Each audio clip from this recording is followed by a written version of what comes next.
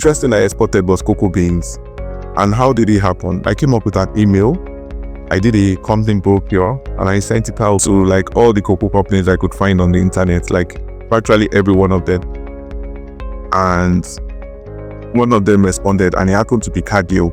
Okay. And he sent me like a lot of information, that's the requirements they needed. We talked on the phone, but I didn't understand like any of it. Like, you know, it was just strange to me. So I would go to warehouses in Apapa, Jora axis, to find traders of these things, people exporting, you know, towards the port. And I need some connections there, and I wasn't fully convinced about that contract, you know. One of the things an entrepreneur must do, you must be very resourceful. If you're not resourceful, you cannot be an entrepreneur. And being resourceful means that if you are faced with a challenge, you find like a solution, like a way out of it.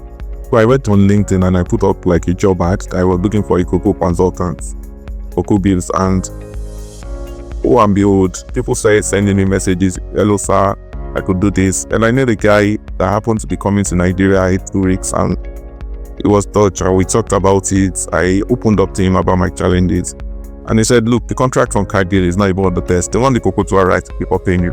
I can get you the contract that you get your payment before the cocoa arrives. I was like, really? Through that process, we got the contract. I learned the exporting trade by just that association. But the major problem now was when he got the contract, I didn't have the funding for it. And this time, when I got the contract, I needed about roughly 8 million naira then. That 8 million naira back then in around 2011 looked like maybe 500 billion or something. Like it was just a lot of money. I still started talking to people, like anybody I met, I would tell them about the project. I managed to get a friend to invest in me. Eventually, we got the 8 million after maybe close to a year, maybe 8 months. Like it was an obsession to get that money.